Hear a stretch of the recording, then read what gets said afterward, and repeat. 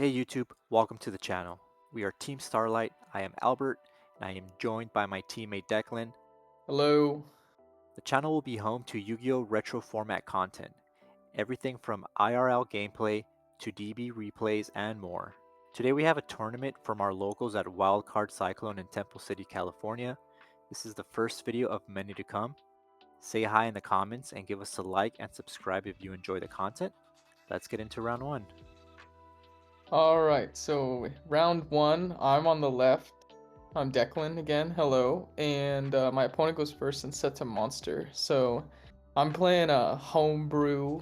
Uh, it's like called polyfrogs or like polymerization frogs. It's something I've cooked up and been working on for a while, and I really like playing it. So I'm gonna start off with Stratos or Rhoda to search Stratos, which then summon Stratos, get Ocean from my deck.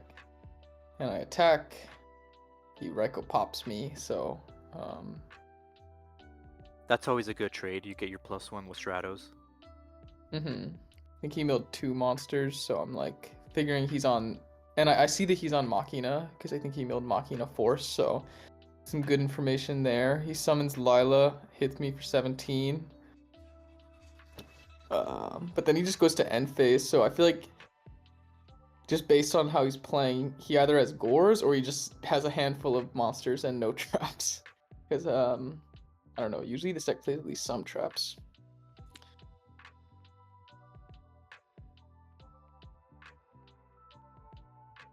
Tem is one of our locals at Wildcard Cyclone. He usually plays a variety of decks. Yeah, I was talking to him during it. He's always showing up with something new. I think I played him against when he played Lightsworn or Christiasworn one time. He cooked me.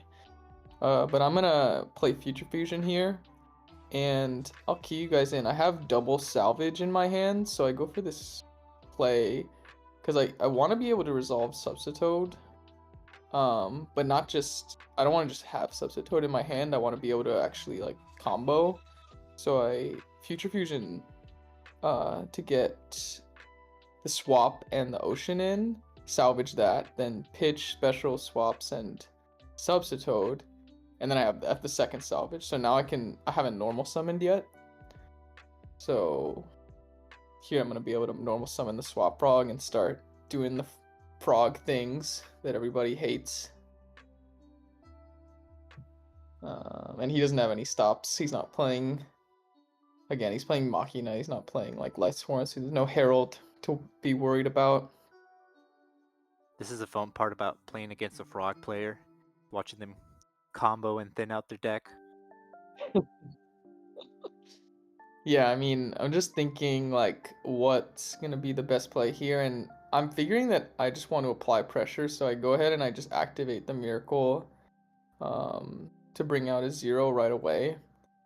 You could consider waiting, but because I have the future fusion coming, but I figure I just want to apply pressure, and if he does happen to have the Gores, like either he's bricked or he has Gores, and if he does happen to have it, like I'm gonna be able to dupe block him if I want to, and I'll have a 0 on the field.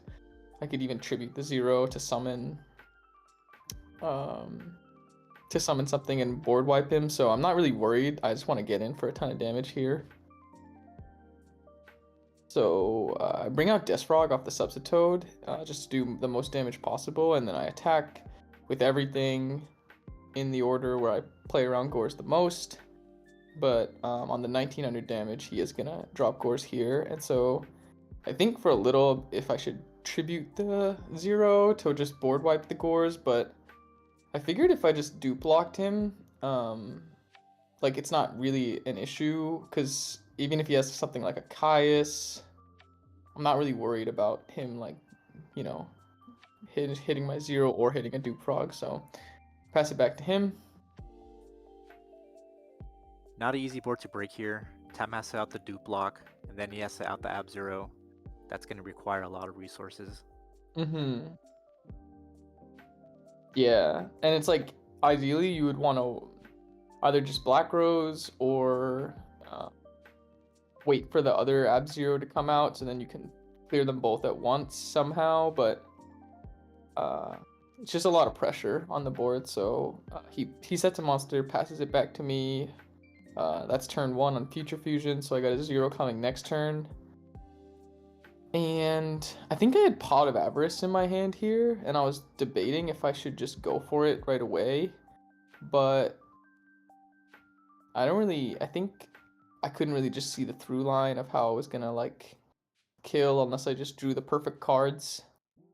So I think I just decided to attack as opposed to doing anything else. I'm asking how much the token is.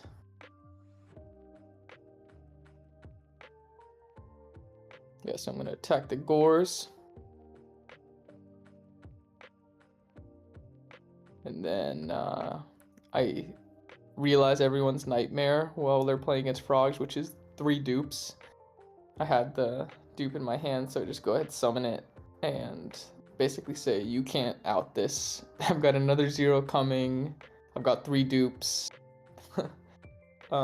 It's just kind of like a rock and a hard place situation. But he does have Lila to out the Future Fusion, which is a good start.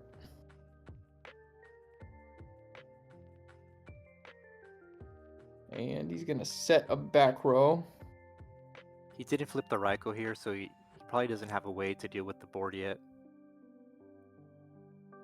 Yeah, I mean, I thought it was a Raikou. That's also why I summoned the dupe, because I was thinking if no matter what he pops, like he's either gonna be locked or he's gonna have to blow up his own board. So, he just sets a back row, mills 3 in the end phase. Thankfully for me, luckily for me, he doesn't have pot because he has way more than enough monsters. But yeah, so I decided to bring back the Treeborn. And I think I go for a Pot of Avarice here. So I don't really have a lot of good targets, and a lot of times I like to wait to resolve Pot because a big part of my deck is like Ab-Zero management. Like you don't want to just blow them. So having, because you can easily summon all 3 in over the course of a duel the way I built the deck. So I like to resolve Pot putting back a 0 a lot of times, but here I'm just thinking, okay, like it's time to go for game. Because I had heavy in hand, so I was just like, okay, I want to draw cards that can let me go for game. And thankfully I do. I draw the King of the Swamp, so I activate heavy, then activate the King of the Swamp, search Polymerization. That's kind of like the spicy card in my frog build, I would say, or like one of the more spicy cards. And now I can just Polymerization, bring out another 0, and board wipe him. And I summon the 4th water so that just 1 attack from Absolute 0 is game. So that's game 1. We cut the siding out. But yeah, I think my matchup's just pretty decent against Machina in general. Like Absolute 0 is just kind of hard for them unless they happen to have like a Raikou and no board or something, but I try to like summon the 0 into boards a lot of the time. But he goes for Gear Frame, search Fortress, pass, set a back row, pass. And I can tell you guys what I have in my hand, and I honestly was considering scooping right here. I'm looking at my hand thinking like, I don't know if it can get worse than this because I have double Malicious, Destiny Hero Malicious, and Deathfrog in my hand.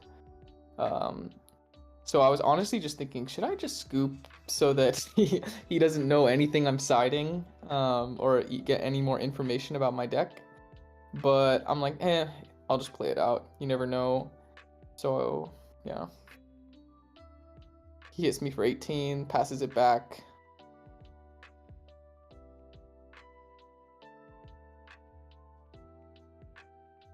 Okay, I drew into Swap Frog, so I'm able to summon that, send Treeborn, at least get my engine online a little bit. So I'm like, okay, we might get somewhere. I bounce the Swap Frog and I set another back row. And I'm just trying to like, these back rows, they can out things he does, but I'm also just setting them so he plays around Torrential or things along those lines, because I just don't want him to start summoning things and hitting me. So thankfully that's what he does. I didn't really think that much of in the moment. That's a solid, strong card to out the dupe block. Yeah, you can make things miss timing as well. So here you're gonna see me. I'm in standby phase. I activate the Raigeki break, pop his back row, bring back the Treeborn Frog, and this could be awesome in some situations. But as I've told you, I have the Mali in hand, the second one, so it's just whatever at this point. Just a hero in the grave. But I do draw in a pot of, or sorry, Moray of Greed. So that's actually huge because I also had Death Frog in hand, so I get to draw and just shuffle back bricks. I redraw the Death Frog, but then draw another Moray of Greed to put it back again. So I'm just like, okay, don't give it to me a third time.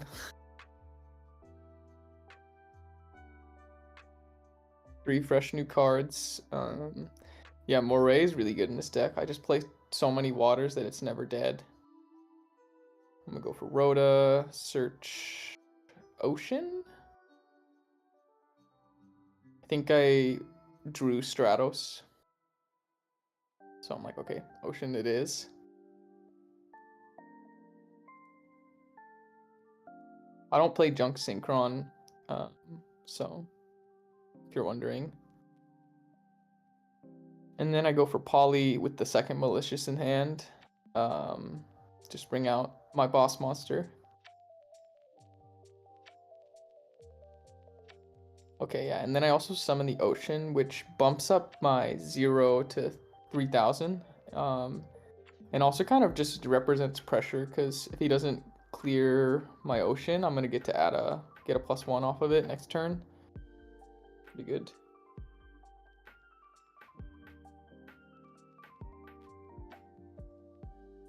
Fortress alone here won't out the board. He still needs to deal with the Ocean because it gives a pump to absolute 0. Yeah, unless he has Gear Frame, you can't like out both of them, you know, with just a Fortress. So yeah, but he's gonna set 2 back row here. And I guess he has no playable monsters, so unlucky for him. So he passes it back to me. I get the Ocean effect, get to add back Mali, which is nothing but a free card for me to resolve things like polymerization, discard traps, things of that nature.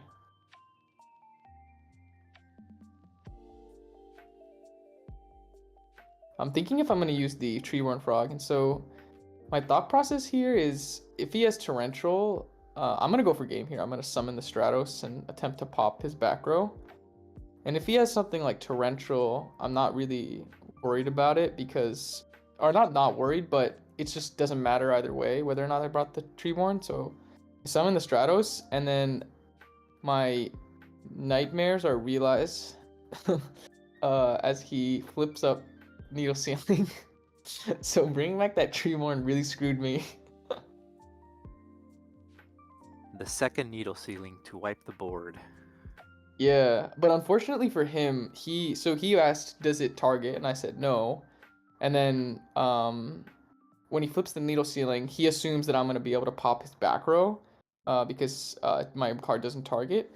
But Needle Ceiling and cards like Torrential are actually some of the cards that prevent Stratos from resolving because it makes it so that it checks on resolution how many heroes you have, and because he wiped my whole board, I don't have any heroes, um, so it's not gonna pop his back row. But unfortunately for him, he revealed it before I could, you know, he just kind of started sending it to the graveyard. I tell him, oh no, you get to keep that. So I know it's a Pot of Avarice. So at that point, I just say F it and activate my Miracle Fusion in hand and swing. If he couldn't deal with the Ab-Zero last turn, he probably can't deal with it this turn either.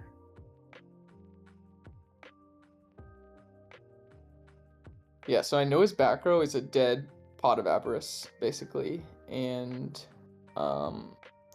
he's getting really low. He's at 2,800, so he's kind of under the gun right here to make a play.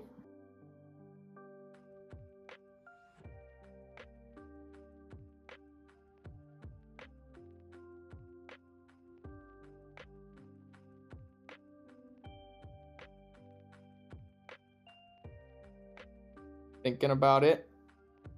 and this is why I love this deck. Like Absolute Zero is just like if people don't have a good out, a clean out, it can be really awkward for them just sitting there. The fortress he searched earlier still hasn't come down. Maybe he doesn't have the other machine to discard. Yeah. But I do only have 2 cards in hand, so I think at this point in the game I felt really unsafe. And here he goes and activates brain control, and so I'm sitting there like, okay, I'm dead.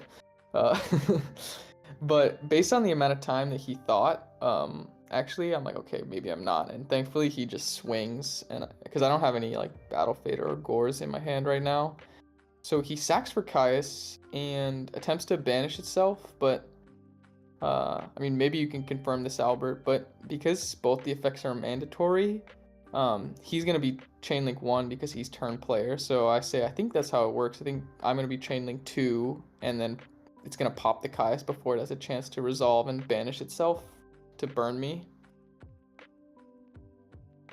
So I go for Treeborn, he passes it back to me, he just has Crow, so I could have done a lot of things here to win the game, but I draw E-Call, which works. I just needed a monster, and that Ocean getting its effect earlier comes in clutch here because it makes it so I can discard that extra card that I got and activate 1-for-1, which I had last turn. I was thinking about playing it last turn, but opted not to. And then here I'm able to just tribute off and go for Death Frog, which is exact game. And I hit in, and that's it. That was round 1 in our 4-round tournament at Wildcard Cyclone. We'll see you guys in the next video for round 2. Let us know what you thought in the comments. Subscribe to the channel, and we'll see you on the next one. See ya.